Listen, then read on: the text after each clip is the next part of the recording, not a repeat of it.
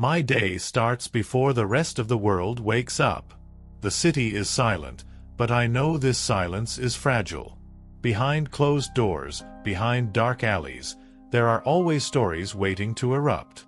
For me, dawn isn't just the beginning of a day, it's the start of another battle with the unknown. I put on my uniform piece by piece. The boots, the belt, the radio, the badge. Each item feels heavier than it looks. They remind me that I carry not just tools, but responsibility. Responsibility for people I may never even meet. Before I leave, I take one long sip of bitter coffee. It's not about taste, it's about clarity, about readiness. Out there, hesitation can cost lives. Even in this quiet moment, I can feel the weight of the city pressing down on me. The first call comes in. Domestic disturbance. Not the kind of violence you see in movies, but words sharp enough to cut. I've learned that danger doesn't always come with fists. It can be in voices, in fear, in silence between two people. Walking up to the door, I breathe steady. Calm voices, careful steps. Sometimes, stopping a storm means just listening. I sit across from them, watching their eyes more than their words. People often just need someone to hear them, to remind them they're not alone. In these moments, I realize that my weapon is not on my belt. It's my patience, my ability to stand still when emotions are running wild. Next call, a traffic accident.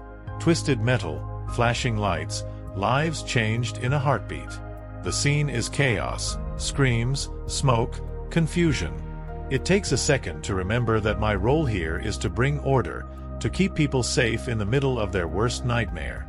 The sirens in the background mix with my own heartbeat, both running too fast.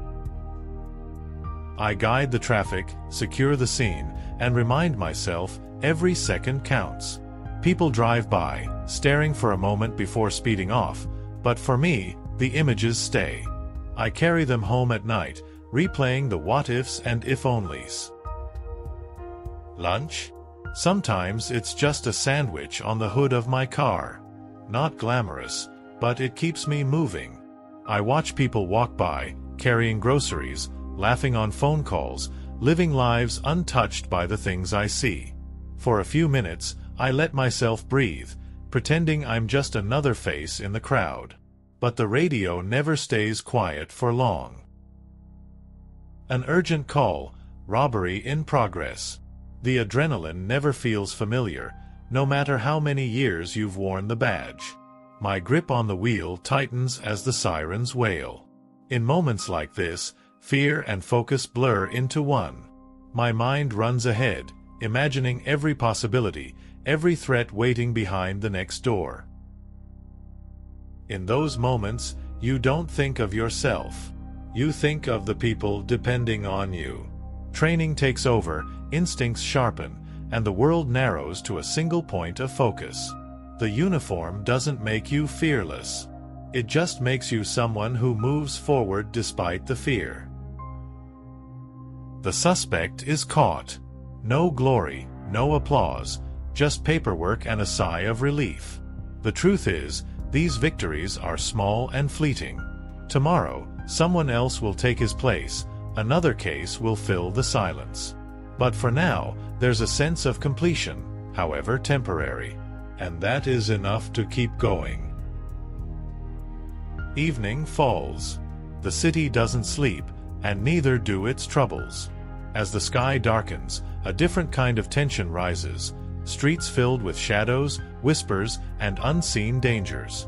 This is when people feel most vulnerable, and when my presence matters most.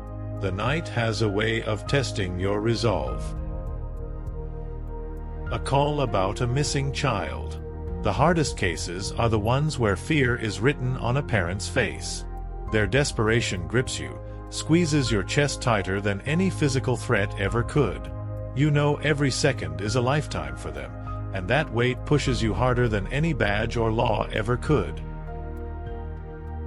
Hours later, we find the child safe. Moments like these are rare gifts in this line of work.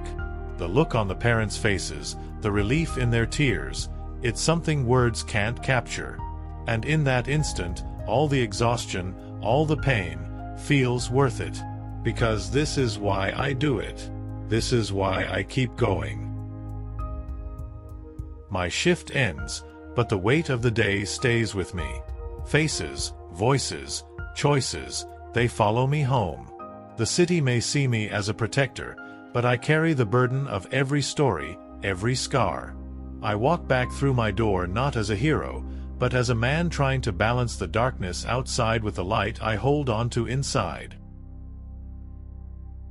I remove the badge and place it on the table. The day is over, but tomorrow, the cycle begins again. The badge shines in the dim light, a reminder that my rest is only borrowed time. This job is never truly finished. It waits for me, silently, until the next dawn. People see a uniform. But behind it is just a man trying to keep his city safe. A man who laughs less than he used to, who carries more than he admits, but still believes in the duty that defines him. The uniform may hide the fatigue, but it can't erase the humanity underneath. This is my life. Not perfect, not easy, but it's mine. Every scar, every sleepless night, every small victory, they make me who I am. And I wouldn't trade it for anything. Because at the end of the day, I know I've given everything I could to protect the people who call this city home.